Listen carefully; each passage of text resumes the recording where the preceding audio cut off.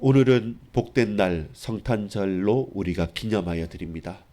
과연 오늘이어야만 하는가? 2025년 12월 25일이 성탄절이든 2000년 전에 12월 25일 바로 그날이 성탄절이냐라고 하면 그렇지 않을 확률이 더 많습니다. 그러나 매일 예수 그리스도를 고백하는 저와 여러분은 매일이 성탄절임을 믿고 나아가는 자들입니다. 기도합니다. 평화의 왕, 평강의 주로 오신 주님, 평화의 목자로 오셔서 지금 우리를 다스려 주옵소서. 나는 비록 작지만 그리스도께서 나와 함께 하시면 하나님의 자녀로 든든히 살아갈 수 있듯이 베들레헴 에브라다야 너는 유다 족속 중에 작을지라도 그러나 작지 않게 그러나 유다가 마치 작을 만큼 하나님께서 그 땅에 당신의 뜻을 이루셨던 것처럼 오늘 우리의 현장에도 주께서 오셔서 하나님 나라를 이루어 주옵소서. 예수 그리스도의 이름으로 간절히 기도 올리옵나이다. 아멘. 여러분 반갑습니다. 오늘은 2025년 12월 25일 성탄절 아침입니다. 어제 우리 성탄절 전야 예배를 통해서 우리가 기억해야 될 것이 무엇인지 봤습니다. 오늘 우리가 성탄절을 맞이하면서 주님께서 오셔서 하신 일들에 대해서 저와 여러분이 확인할 것이 필요합니다. 정말로 중요한 사실이 확인되어지면 우리는 감사할 수 있습니다.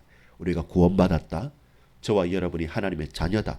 지금 주의 성령께서 우리와 임마누엘 하신다. 그렇다면 문제와 사건과 고통은 그것대로 끝일까요? 아닙니다. 반드시 그 이후에 새로운 응답이 있고 해답이 있습니다.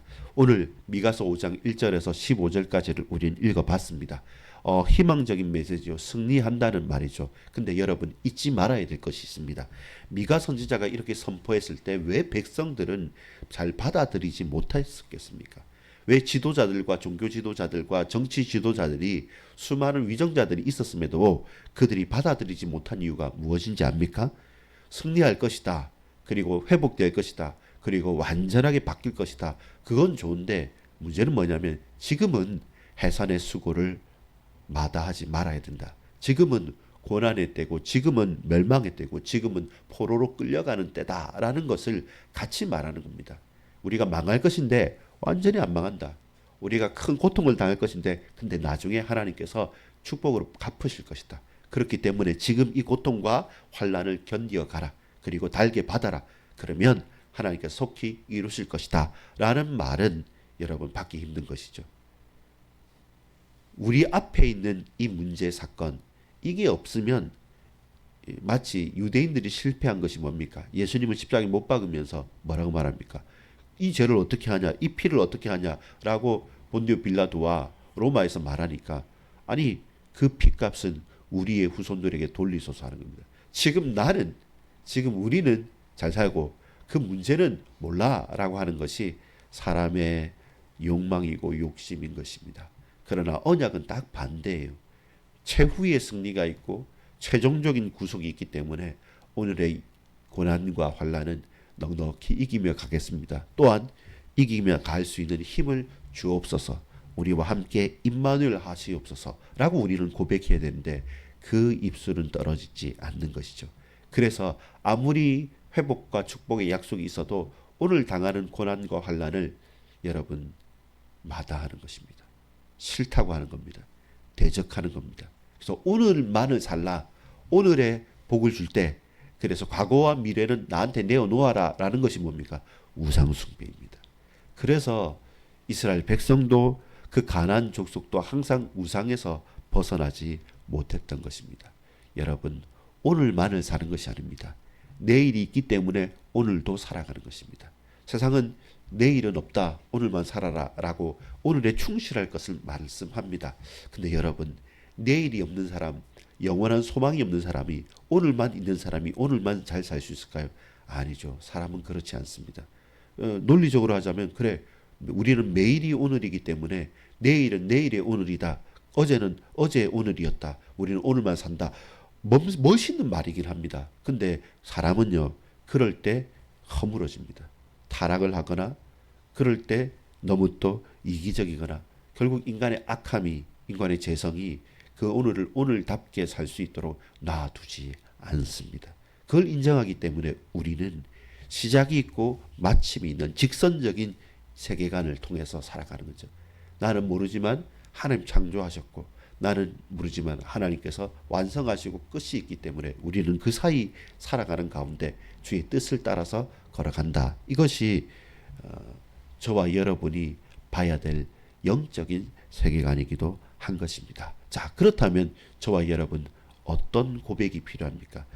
오늘만이 아니라 미래와 과거와 오늘을 동시에 보시는 분. 하나님은 시간을 만드신 분이고 해와 달과 별을 만드신 분이기 때문에 그 시간의 시작이 바로 거기에서 있지 않습니까? 공정과 자전을 통해서. 그처럼 시간과 공간을 전 우주를 창조하신 하나님께서는 당신의 뜻과 계획대로 우리를 붙들고 가신 겁니다. 근데 우리는, 사람은, 인생은 우리의 인생의 뜻과 계획에 맞추려고 하죠. 누구를요? 하나님을. 내가 이해하는 하나님이 돼야 되니까 하나님은 어제가 오늘 같고 오늘이 내일 같고 하루가 천년 같고 천년이 하루 같은 분이신데 우리는 왜 빨리 안 됩니까? 왜 이 더디 됩니까? 왜 나만 빼놓고 삽니까? 하나님은 시간을 넘어서시는 초월하신 분인데 우리는 하나님조차도 내 머리 내 생각 속에 이 시간 속에 우겨 넣는 거죠. 그래서 왜 빨리 안 해주시냐고. 하나님이 이미 하셨고 하시고 계시고 이미 하실 일이 있습니다. 하실 일도 계시고 하시고 계시고 하셨습니다. 근데 우리는 늘 우리의 생각 가운데 하나님을 집어넣어 버린 겁니다. 그러니까 어떻게 말합니까? 본 2절입니다. 베들레헴 에브라다야 너는 유다 족속 중에 작을지라도 이스라엘을 다스릴 자가 네게서 내게로 나올 것이라. 그는 그의 근본은 상고의 영원에 있느니라. 무슨 말입니까? 메시아가 오실 것인데 그 메시아는 베들레헴에서 태어난다는 것입니다. 에브라다야, 베들레헴 에브라다야. 에브라다는 풍성한 열매라는 거죠. 베들레헴이라는 말이 빵집, 떡집입니다. 그 말은 이곳은 그 농사로 유명한 곳이죠. 농작물들이 풍성하기 때문에 열매가 많은 곳이고, 그리고 작은, 실제로 예루살렘에서 비해서 보면 아주 작은 지역이죠. 아주 보잘것없는 지역입니다. 그래서 첫 번째 의미는, 작다는 의미가 그겁니다. 지리적으로 또 위치적으로 공간적으로 작습니다. 근데 여러분, 이 작다가 서술로서의, 그러니까 작다라는 서술로만 있는 게 아니라 주어에 연결해서 보면 이 두 가지 의미가 있는데, 하나는 진짜 이거 작은 동네라는 것이고, 두 번째는 베들레헴 에브라다야 너는 작다. 뭐가 작냐? 네가 이 유다 지파에 속했다는 사실이 작다. 이 말은 뭡니까? 에브라임, 그 베들레헴 에브라다, 떡집이고 풍성한 열매가 있는 이곳은 지역적으로는 작지만 거기에서 메시아가 나실 것이기 때문에 이 메시아가 나실 이 땅은 온 유대 나라가 다 감당하기에 작다는 것입니다. 이 두 가지 의미가 우리 한글로 보면은 그냥 쉽게 작다라고 인식될지 모르겠지만, 히브리 말로 보면 이불로 이 말이 두 가지를 같이 포함하게 됩니다. 그래서 마태가 이 구절을 인용할 때는 두 번째 의미, 베들레헴 에브라다는 유다가 감당하기가 작은 곳이다. 유다가 감당할 수 없는 곳이다. 그만큼 크다는 겁니다. 그 작은 자들이 유다 땅에서 어떻게 그걸 다 감당하겠습니까? 왜? 거기에 메시아가 오시기 때문에. 이런 두 가지 중첩적인 의미를 히브리 말은 표현하고 있습니다. 저와 여러분 동일합니다. 우리는 작은 자입니다. 볼 때는요. 사람들이 볼 때는, 사람들이 얘기할 때는 실제로 저와 여러분이 객관적으로 작습니다. 근데 저와 여러분은 힘이 큰 자입니다. 이 세상이 우리를 감당할 수 없는 자. 그래서 우리는 뭡니까? 그리스도인이라죠. 히브리서의 말씀은 그겁니다. 세상이 감당할 수 없는 자가 됐어요. 키는 작고 능력은 작아 보이고 아무것도 아닌 것처럼 보이지만, 근데 세상에서 우리가 그리스도인으로 거듭나고 예수 그리스도께서 오셔서 우리에게 성령으로 자정하신 이상, 내 속에 주님 거하시고 나와 함께 거하시는 이상, 이 세상이 우리를 감당할 수 없을 만큼 세상이 도리어 작아져 버린 자, 그 사람이 바로 그리스도인이죠. 예수님께서 오셔서 하신 일이 바로 그와 같습니다. 연약한 악의로 오셨습니다. 그러나 연약한 악의로 그치는 것이 아니라 이 말씀이 육신이 되어서 오신 이분이 베들레헴 에브라다야 너는 작다. 왜 호적하러 베들레헴까지 가십니까? 말씀을 응하시기 위해서, 말씀을 이루시기 위해서 그 말씀대로 오셔서 그 말씀대로 죽으시고 말씀대로 부활하신 이 예수 그리스도를 이 온 우주가 전 세상이 맞이하기는 너무 작은 곳이죠. 그것이 우리가 성탄절을 놓고 봐야 될 것입니다. 가장 낮은 곳에 오셨지만 가장 크시고도 놀라우신 하나님이 인간의 육신을 통해서 우리 가운데 오셨다는 것입니다. 그걸 저와 여러분 기억합시다. 그리고 확인합시다. 항상 저와 여러분이 주님의 오심과 주님의 죽으심과 주님의 부활과 주님이 지금 우리 가운데 성령으로 임재하고 계심을 늘 기억하고 약속을요. 그 약속이 이루어졌음을 성취가 되었음을 늘 확인하면서 저와 여러분 이 성탄절을 맞이하는 은혜가 있기를 소망합니다. 베들레헴 에브라다야 너는 작지만 작지 않은 자다. 그 작은 땅에 크고도 놀라운 온 우주가 감당할 수 없는 하나님께서 그리스도께서 오셨다라는 것입니다. 그러면 이 평강의 왕이 오셔가지고 1차적인 의미로는 다윗도 베들레헴 출신이잖아요. 거기서 자랐지 않습니까? 그러니까 1차적으로는 다윗과 다윗의 후손들입니다. 근데 그 모든 것들을 예수님께서 성취하신 것이죠. 두 번째는 뭡니까? 사실 버려둔 사람이죠. 오늘 본문에 보면 7절과 8절에 보면 두 번이나 말합니다. 야곱의 남은 자는 8절에도 야곱의 남은 자는 이들은 포로로 끌려가지고 거기에 남아있던 자들 그리고 다시 또 그 땅에서 힘없어서 여러 잡족들과 결혼하면서 남아있었던 자들 전부 다 뭡니까? 버려진 자고 관심 없는 자고 외면당하는 자죠. 근데 이들이 이슬 같고 풀 위에 내리는 단비 같다고 하나님은 말씀합니다. 아니 무슨 그 사람들이 뭐 이슬 같고 풀 위에 내리는 단비와 같습니까? 또 많은 사람 가운데서 수풀의 짐승들 같고 사자와 같고 양떼 중에 젊은 사자 같다고 말합니다. 능력이 있다고 말합니다. 왜 그렇습니까? 어떻게 그럴 수 있습니까? 버려둔 자인데요. 그냥 옆에 그냥 버려도 버리고 아무짝에 쓸모없는 사람들로 힘없는 사람들, 외면한 사람들, 왕따 당하는 사람들 같은데 근데 야곱의 남은 자를 하나님께서 들어쓰시면 어떻습니까? 예루살렘에는 저 베들레헴에는 메시아가 오셨고 그리고 그 메시아께서 오셔서 저 온 나라 온 열방에 흩어져 있는 당신의 남은 자들을 모으셔서 하나님의 일을 이루시고 역사하시면 이제는 어떤 대적들도 당할 수 없는 것이죠.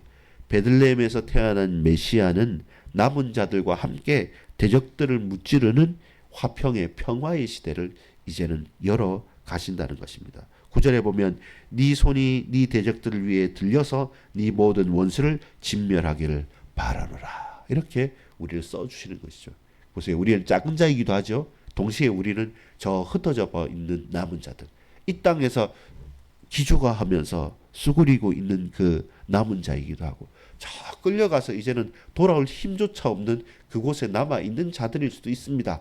그러나 하나님께서 우리를 이슬같이 사자같이 쓰시면 그 모든 대적을 능히 멸하게 되는 것이죠. 여러분 5절 볼까요? 이 사람은 평강이 될 것이라. 이 사람은 평강이 될 것이다. 결론입니다. 작지만 작지 않다. 남아있는 자이지만 버려둔 자이었죠. 그러나 그 버려두고 남아있는 자를 하나님께서 모으실 때 그때는 변화된다는 것이고 그리고 결론적으로 이 사람은 평강이 될 것이다. 누굽니까?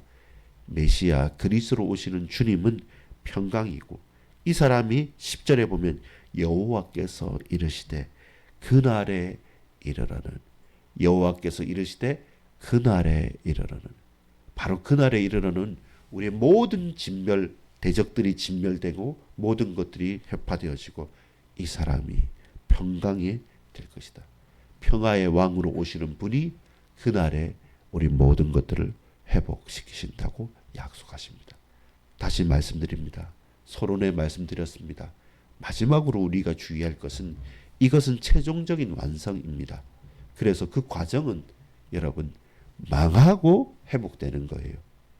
망할까 말까 애매하게 있다가 그래 어차피 회복될 거니까 지금은 그냥 적당하게 타협하자. 그리고 잘 되는 것만 생각하자라고 하는 것이 세상의 논리입니다. 근데 한 번도 세상의 논리대로 이 인생은 되지 않죠. 여러분, 혹 지금 절망에 있습니까? 더 큰 절망이 올 수 있어요. 실패의 자리입니까?